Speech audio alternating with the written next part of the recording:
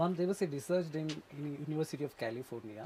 ಅಲ್ಲಿ ಹೇಳಿದ ಪ್ರಕಾರ ಮುಂಚೆ as a normal human being use to identify 1,30,000 sounds.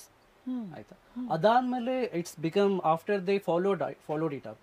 ಇವಾಗ ಹೆಂಗಾಗ್ಬಿಟ್ಟಿದೆ ಅಂದ್ರೆ they can only identify some 40 to 30,000 sounds. Even colours, we use to one shade ಕಲರ್ನ ನಾವು 1,300 ಅಷ್ಟು ಐಡೆಂಟಿಫೈ ಮಾಡ್ಬೋದಿತ್ತಂತೆ. ಇವಾಗ only 130 shades of colour we can use to identify.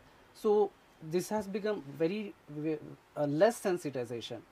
ಇದು ಈ ಸ್ಕ್ರೀನ್ ಟೈಮಿಂಗ್ ಅಥವಾ ಏನಿರೋದು ಮಕ್ಕಳ ಮುಗ್ಧತೆಯನ್ನ ಯಾವ ರೀತಿ ಹಾಳು ಮಾಡ್ತಿದೆ ಮ್ಯಾಮ್? ಅಂದ್ರೆ ಮುಂಚೆ ಇದ್ದಿದ್ದಕ್ಕೂ ಮೇ ಬಿ ನೀವು ಬುಕ್ಸ್ ಎಲ್ಲ ಓದಿರ್ತೀರ, ನಾವು ನಮ್ಮಲ್ಲಿ ವಿ ಹ್ಯಾವ್ ಎ ಕಾಂಪಿಟೇಷನ್, ನಾವು ಒಂದು ಲೈಬ್ರರಿ ಕಾರ್ಡ್ನ ಮುಗಿಸ್ಬೇಕು ಅಂತ ಒಂದೇ ಇದಕ್ಕೆ ಹೋಗಿ there was a competition. That was a imagination power. Book ಓದ್ಬೇಕಾದ್ರೆ ಒಂದು ಇಮ್ಯಾಜಿನೇಷನ್ ಬರ್ತಾ ಇತ್ತು ನಮಗೆ. ಬಟ್ ಈಗ ಇಮ್ಯಾಜಿನೇಷನ್ ಪವರ್ ಇಲ್ಲ, ಮುಗ್ಧತೆನೂ ಇಲ್ಲ ಮಕ್ಕಳಲ್ಲಿ. ಸೊ ಯಾವ ರೀತಿ ಹಾಳು ಮಾಡಿದೆ ಸ್ಕ್ರೀನ್ ಅಡಿಕ್ಷನ್ ಮಕ್ಕಳಲ್ಲಿ ಈ ಸೆನ್ಸಿಟೈಸೇಷನ್ ಅಥವಾ ಮುಗ್ಧತೆಯನ್ನು? ಯಾ ಆ್ಯಕ್ಚುಲಿ ಎಷ್ಟು ವಯಸ್ಸಿಗೆ ಎಷ್ಟು ಮಾಹಿತಿ ಇರಬೇಕು ಅದು ಅಷ್ಟೇ ಮಾಹಿತಿ ಇದ್ದರೆ ಅದು ಯಾವಾಗಲೂ ಉತ್ತಮ ಇರುತ್ತೆ. ಈಗ ನಿಮಗೆ 3 ವರ್ಷಕ್ಕೆ ಎಷ್ಟು ತಿಳುವಳಿಕೆ ಇರಬೇಕು, 4ಕ್ಕೆ ಎಷ್ಟು, 5ಕ್ಕೆ ಎಷ್ಟು, ಆ ಥರ. ಸಡನ್ನಾಗಿ ನಿಮಗೆ 6-7 ವರ್ಷದ ಮಕ್ಕಳಿಗೆ ನಮಗೆ ಎಲ್ಲ ಬುದ್ಧಿ ಇದೆ ಆ ಥರ ಅನಿಸಿದ್ರೆ ನೀವು ಅವ್ರನ್ನ ತಿದ್ದೋದು ಹೇಗೆ, ಸರಿ ಮಾಡೋದು ಹೇಗೆ? ಎಷ್ಟೊಂದು ಸತಿ ಮಕ್ಳಿಗೆ ಏನು ಅನಿಸ್ತಾ ಇರತ್ತೆ, ಗೂಗಲ್ ನೋಡಿಕೊಂಡು ಅದು ಇದು ನೋಡ್ತಾ ನೋಡ್ತಾ ನನಗೆ ಎಲ್ಲ ಗೊತ್ತು ಅನ್ನೋ ಒಂದು ಭಾವನೆ ಬಂದ್ಬಿಡುತ್ತೆ. ಒಂದ್ಸತಿ ಹತ್ರ ನನಗೆಲ್ಲ ಗೊತ್ತು ಅಂತ ಅನ್ಸಿದ್ರೆ ಪೇರೆಂಟ್ಸ್ ಮಾತು ಕೇಳಲ್ಲ. ಎಷ್ಟೊಂದು ಸತಿ ಹೇಳ್ತಾರಲ್ಲ, ಮಕ್ಕಳು ಹಠ ಮಾಡ್ತಾರೆ ಅಂತ. ಯಾಕೆ ಹಠ ಮಾಡ್ತಾರೆ ಅಂದರೆ, ಈಗ ಸಾಮಾನ್ಯ ಒಂದು ಮಗು ಏನೋ ಕ್ವೆಶ್ಚನ್ ಕೇಳ್ಬಿಟ್ಟಿರತ್ತೆ, ಎಲ್ಲರಿಗೂ ಎಲ್ಲ ವಿಚಾರನೂ ಗೊತ್ತಿರಲ್ಲ, ಒಂದು ಸ್ವಲ್ಪ ಆನ್ಸರ್ ಹೇಳಿರ್ಬೋದು. ಇವ್ರು ಗೂಗಲ್ ನೋಡ್ಕೊಂಡು ಕರೆಕ್ಟಾಗಿರೋ ಆನ್ಸರ್ ಹುಡುಕಿ ಆ ತಂದೆಗೆ ಅಥವಾ ತಾಯಿಗಿಂತ ನನಗೆ ಬುದ್ಧಿ ಇದೆ, ನಾನೇ ಗೂಗಲಲ್ಲಿ ಹುಡ್ಕೋತೀನಿ ಅಂತ ಆ ಥರನೂ ಆಗ್ಬಿಡುತ್ತೆ. ಎರಡನೇದು ನಾನು ಹೇಳಿದ್ದೀನಲ್ಲ, ಕಂಟೆಂಟ್ ರೆಸ್ಟ್ರಿಕ್ಷನ್ ಬಹಳ ಇಂಪಾರ್ಟೆಂಟ್. ಈಗ ನನ್ನ ಪ್ರಕಾರ ಒಂದು 10ರಿಂದ 12 ವರ್ಷದವರೆಗಿನ ಮಕ್ಕಳಿಗೆ ನಾವು ಯಾವುದೇ ಸೋಷಿಯಲ್ ಮೀಡಿಯಾ ಅಥವಾ ಸ್ಕ್ರೀನ್ ಆ್ಯಕ್ಸಸ್ ಇಲ್ಲದೆ ಬೆಳೆಸಿದ್ರೂ ಏನೂ ಅಭ್ಯಂತರ ಇಲ್ಲ, ನಷ್ಟ ಏನೂ ಆಗಲ್ಲ. ಅದಾದಮೇಲೆ ಅವರು ಕಲ್ತ್ಕೋಬೋದು, ತಿಳ್ಕೊಬೋದು ಆ ಪೋಸ್ಟ್ 12 ಇಯರ್ಸು.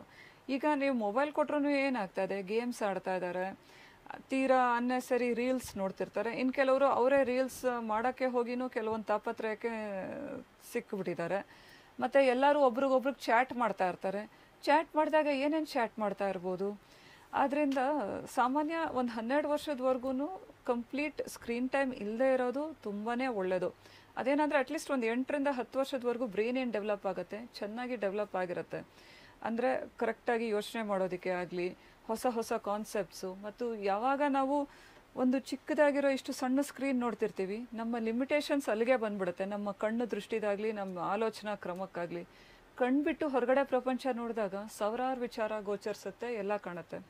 ಸೊ 12 ವರ್ಷದವರೆಗೂ ನಾನು ಹೇಳ್ದ ಹಾಗೆ ಎಲ್ಲ ಸ್ಕ್ರೀನ್ ಟೈಮ್ ಭಾಳ ಲಿಮಿಟೇಷನ್ಸಲ್ಲೇ ಇಡಬೇಕು. ಇನ್ನು ಕೆಲವರು ನರ್ಸರಿ ರೈಮ್ಸ್ ಹಾಕಿ ಕೊಟ್ಬಿಟ್ಟೆ ನಾನು ಅಂತ. ನನಗೆ ಯಾವುದೋ ಒಂದು ರಿಸರ್ಚ್ ಮಾಡ್ತಿದ್ರು, ನರ್ಸರಿ ರೈಮ್ಸ್ದು ಹೈಯೆಸ್ಟ್ ವ್ಯೂವರ್ಶಿಪ್ ಇದೆಯಂತೆ. ಸೊ ಅಪ್ಪ ಅಮ್ಮ ಎಲ್ಲ ಏನು ಯೋಚಿಸ್ತಿದ್ದಾರೆ, ನಾನು ಎಷ್ಟು ಒಳ್ಳೇದು ಮಾಡ್ತಾ ಇದ್ದೀನಿ, ಮಗುಗೆ ನಾವು ನರ್ಸರಿ ರೈಮ್ನ ಹಾಕ್ಕೊಟ್ಬಿಟ್ಟಿದ್ದೀವಿ, ನೋಡ್ಕೊಂಡು ಮಗು ಖುಷಿ ಪಡ್ತಿದೆ, ಮೀನ್ವೈಲ್ ನಮಗೆ ಸ್ವಲ್ಪ ಫ್ರೀ ಟೈಮ್ ಸಿಗ್ತಾ ಇದೆ ಅಂತ. ಇಲ್ಲ, ಅದು ನರ್ಸರಿ ರೈಮಿಂದ ಮುಂದಕ್ಕೆ ಪ್ರೋಗ್ರೆಸ್ ಆಗುತ್ತೆ ನೆಕ್ಸ್ಟ್ ಸ್ಟೇಜ್ಗೆ ಅಂತ. ಅದು ಯಾವ್ಯಾವಾಗ ತೀರಾ ಮುಂದೆ ಹೋಗಿದೆ ಅಂತ ತಂದೆ ತಾಯಿಗೆ ಆಗಲಿ ಮನೇಲಿರೋರಿಗೆ ರಿಯಲೈಸೇ ಆಗಲ್ಲ. ಯಾವಾಗಲೂ ಒಂದಿನ ಏನಾದರೂ ವಿಕೋಪದಂಥ ಸಿಚುವೇಶನ್ಸ್ ನಡೆದಾಗ ಮಾತ್ರ ಗೊತ್ತಾಗುವಂಥದ್ದು. ಸೊ ಆ್ಯಕ್ಚುಲಿ ತುಂಬ ಹಾರ್ಡ್ ವರ್ಕು, ಕಮಿಟ್ಮೆಂಟು ಮನೇಲಿರೋ ಎಲ್ಲ ದೊಡ್ಡವ್ರದ್ದೇ ಬೇಕಿದೆ.